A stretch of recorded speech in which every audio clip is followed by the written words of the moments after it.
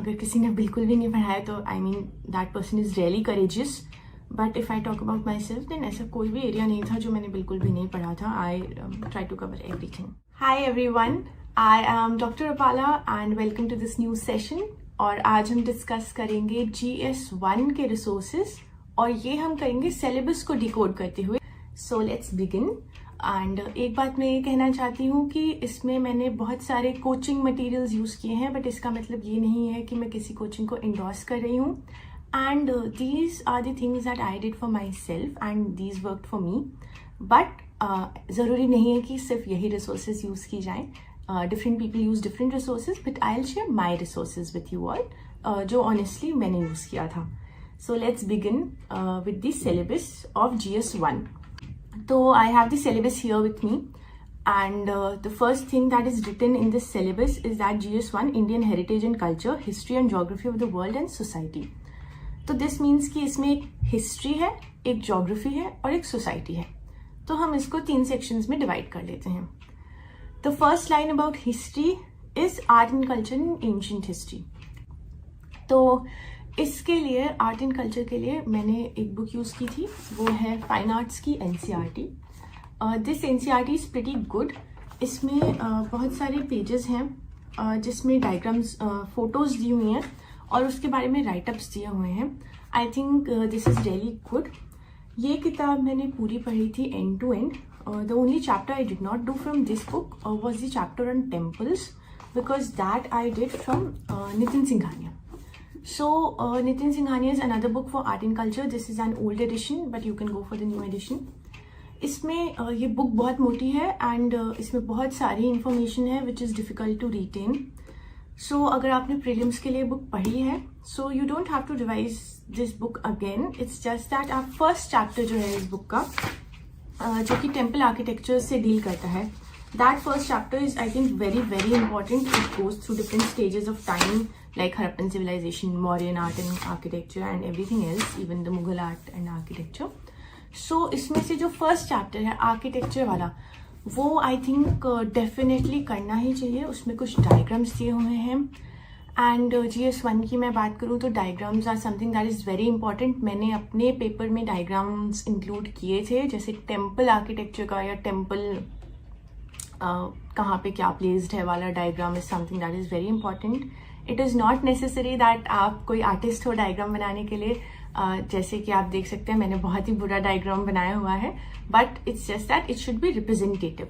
तो GS1 में make use of diagrams, make use of flow charts and definitely make use of maps, because content की कई बार कमी रहती है GS1 में.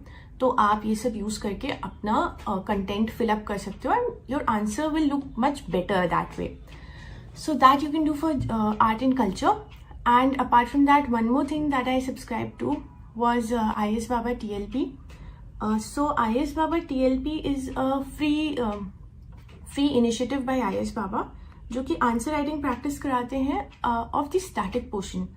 सो एज आई ऑलवेज मेंशन कि स्टैटिक पोर्शन पे आंसर राइटिंग करना बहुत ज़रूरी है. So here you can see that they have segregated GS1, GS2 ऐसे करके.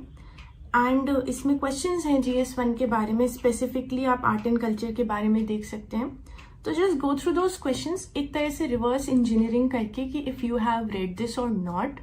अगर कोई क्वेश्चन ऐसा लगे कि ये भी पढ़ लेना चाहिए, तो उसको आप वहीं के वहीं एक सिनॉप्सिस वाले आंसर्स भी आते हैं, आप पढ़ भी सकते हैं तुरंत. तो ऐसे करके you can find out the areas where you are lacking. So I think this help me a lot in GS1. एक तरह से रिवर्स प्रिपरेशन हो जाती है इसमें. So now coming to the second aspect of GS1, that is modern history. Modern history के 2 pointers दिए हुए हैं syllabus में. So we'll combine both of them. पहला है modern Indian history from about the middle of 18th century until the present, significant events, personalities, issues. And the second pointer is the freedom struggle, various stages and important contributions. तो इन दोनों ही parts के लिए मैंने use किया है ये book जिसका नाम है स्पेक्ट्रम. और मेंस के लिए मैंने सिर्फ यही पढ़ा था. प्रीलिम्स के पहले मैंने बिपिन चंद्रा भी पढ़ा था 12th क्लास का, बट मेंस में पॉसिटी ऑफ टाइम रहता है बहुत ज़्यादा, तो सिर्फ यही बुक रिवाइज किया था. Now here I'd say again I used the TLP of IAS पापा, there they have a lot of questions, और आप उन क्वेश्चंस को एक बार देख के ज़रूरी नहीं है कि आप आंसर राइटिंग करें, आप एक मेंटल फ्रेमवर्क बना सकते हैं कि इस क्वेश्चन का ऐसा आंसर लिखा जा सकता है।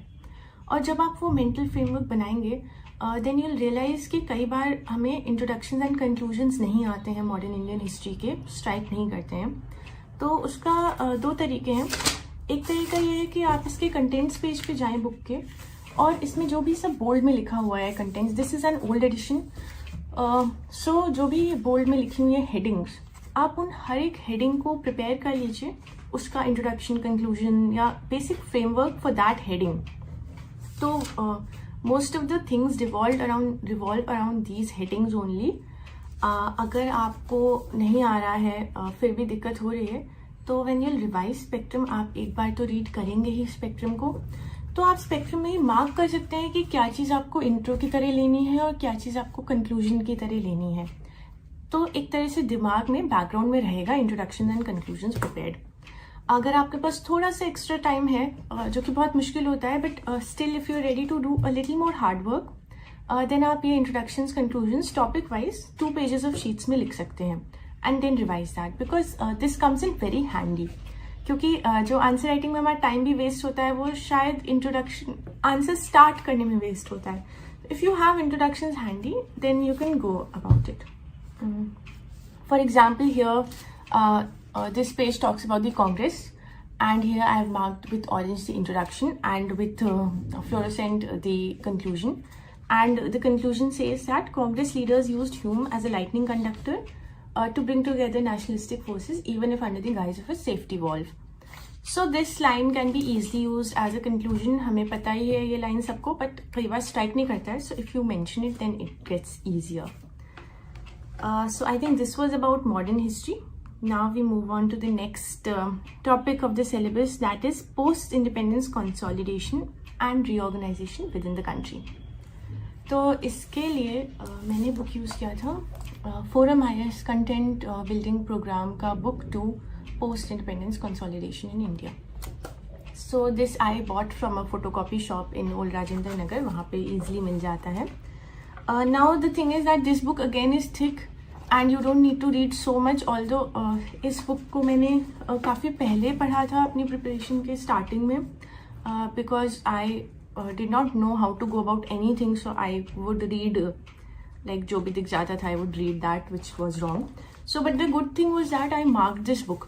तो मार्क करने से बहुत ईजी हो गया था मेरे लिए इसको पढ़ना, क्योंकि इसमें मोस्टली हेडिंग्स ही पढ़ना है, ज़्यादा डीपली नहीं पढ़ना है post independence.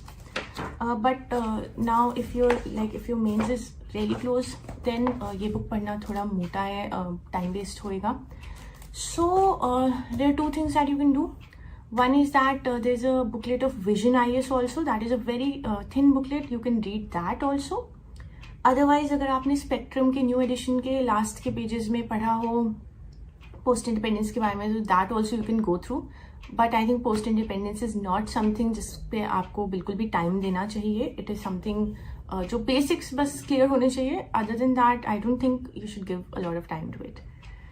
So the next part of the syllabus is history of the world, will include events from 18th century, industrial revolution, world wars, national boundaries, colonization, वगैरह वगैरह. So this is world history basically. So for world history again, I'd say that there is a book that people recommend, that is Norman Low, I think, and I suggest you not to read that book because पहली बात तो इतना time देना world history पे is not wise. In our means GS1 paper, there was not a single question on world history. So मतलब इतना time देने का आपको बेनिफिट नहीं मिलेगा. Cost benefit ratio is not that good. So now there are 2 things that you can do for world history. So what I did is that I again bought this Forum IAS book from the market. I was not a foundation course की मैं student नहीं थी. मैंने सिर्फ test series join किया था, but ये मैंने मार्केट से खरीदा है, फोटोकॉपी शॉप से. तो ये बुक मुझे इसलिए अच्छी लगी क्योंकि इसमें बहुत ही ब्रीफली सब कुछ दिया है. आपको शायद ज़्यादा समझ ना आए, बट आंसर लिखने के लिए सही है. एंड इसमें भी मैंने मार्क किया हुआ था सब कुछ. so it became easier for me to revise. There are a lot of different topics जिसपे 2-3 पेज का material दिया हुआ है. So it's like good for answer writing, and it's also a small with respect to world history. So I kind of like this book. कुछ दिक्कत नहीं हुई. You should know at least some lines about each topic. ऐसा भी नहीं होना चाहिए कि फ्रेंच रेवोल्यूशन पे क्वेश्चन आया and everyone writes it and you are not able to write it. इतना भी इग्नोरेंस नहीं होना चाहिए. When people say that I left this subject, ये बात मैं अभी यहाँ पे ऐड करना चाहूँगी कि व्हेन पीपल से दैट मैंने सब्जेक्ट बिल्कुल ही नहीं पढ़ा, तो इट डज नॉट मीन कि बिल्कुल ही नहीं पढ़ा. अगर किसी ने बिल्कुल भी नहीं पढ़ा है तो I mean that person is really courageous. But if I talk about myself then ऐसा कोई भी एरिया नहीं था जो मैंने बिल्कुल भी नहीं पढ़ा था. I try to cover everything. Definitely there can be 1-2 topics जो आपको समझ नहीं आया, उसमें मटेरियल ही नहीं है. But if you have a material, at least आप 2-4 लाइन तो हर टॉपिक के बारे में बना के ही चलें, like specially for the easy topics. अगर डिफिकल्ट टॉपिक है तब तो कोई बात नहीं, बट इसमें. सो वर्ल्ड हिस्ट्री के लिए there is another material which is vision IAS material, and that is very thick. So I started reading that. Initially I read half the book, but then I gave it up, and I found this book in Forum IS ka book in the market. So I thought ki haan, this is like much more briefer, so I stuck to it. So you can have a look at both and choose wisely about whatever you feel like reading.